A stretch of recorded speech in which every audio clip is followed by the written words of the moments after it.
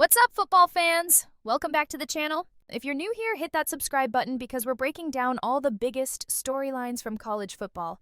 And this weekend, absolute chaos. We've got upsets, playoff implications, and some teams that just secured their spot, while others, well, let's just say their paths got a whole lot harder. Let's dive in, starting with Texas A&M. The Aggies survived a major scare against South Carolina, and I mean survived. This wasn't pretty, folks. Marcel Reed had a nightmare first half. 2 picks and a fumble that the Gamecocks took back for a touchdown. You're watching that and thinking, this could be where it all falls apart. But credit where it's due, Reed flipped the script in the second half. 16 of 20 completions, 298 yards, 3 touchdowns. That's championship-level composure right there. Here's the thing, though.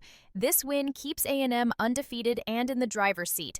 They've still got 2 paths to the playoff: win out and they're golden, or lose to Texas on Black Friday and maybe even the SEC championship, and they could still get an at-large bid.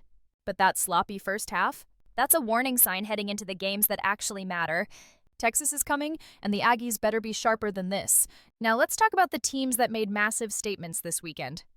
Oklahoma. The Sooners beat Alabama 23-21, and honestly, they had no business winning that game on paper.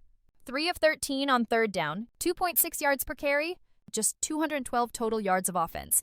But here's the beautiful part. They were +3 in turnovers, and that made all the difference. Pick 6 in the first quarter, a fumble recovery that set up the go-ahead field goal. And then, chef's kiss, a 4th down stop with under a minute left to seal it. This is Brent Venables' biggest win at Oklahoma, and it might have just locked them into the playoff conversation. Georgia.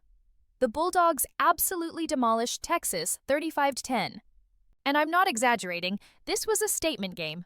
Gunnar Stockton outplayed Arch Manning, the defense suffocated the Longhorns' offense, and Georgia looks like the SEC favorite right now. Texas managed just 271 yards on 4.6 yards per play. That's brutal. And with Alabama losing to Oklahoma, Georgia's sitting pretty as we head down the stretch.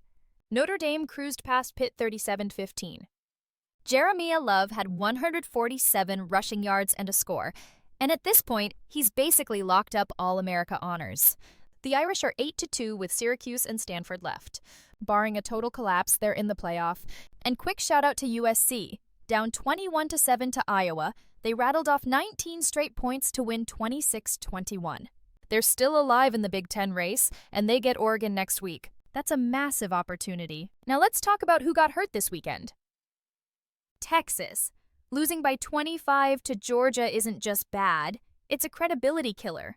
The Longhorns were supposed to be a lock for the playoff, maybe even a 3-loss team that still gets in. But getting blown out like that changes the narrative. They can still beat A&M at home, sure, but if they finish 9-3 with this loss on their resume and 5 other SEC teams ahead of them holding serve, they might be on the outside looking in. Alabama. The Tide gave this game away. Careless turnovers against Oklahoma cost them, and now they've got to avoid disaster in the Iron Bowl against Auburn. They're still in great position for the playoff. They could even be the top SEC seed, but that loss stings and it complicates everything. South Florida. Man, this one hurts. Losing 41-38 to Navy basically ends their playoff dreams. They beat Florida in September, they had one of the best offenses in the country, and now they're sitting in 6th place in the American. The defense gave up 338 rushing yards to Navy. That's unacceptable. The good news? Tulane now has a clear path to the championship game, and James Madison benefits from all this chaos. And finally, Bobby Petrino. 0-5 as Arkansas's interim coach after losing 23-22 to LSU. He's got 0 chance of getting the full-time job now, which honestly might be good news for Razorbacks fans. There are way better candidates out there. So what does all this mean? The playoff picture is getting clearer, but there's still so much chaos ahead. Georgia looks like the team to beat in the SEC. Oklahoma just announced themselves as a real at-large contender. And Texas A&M? They're hanging on by a thread, but they're still undefeated.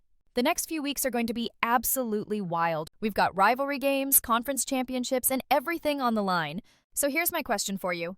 Who do you think wins the SEC? Is it Georgia, A&M, someone else entirely? Drop your predictions in the comments. I want to hear what you think.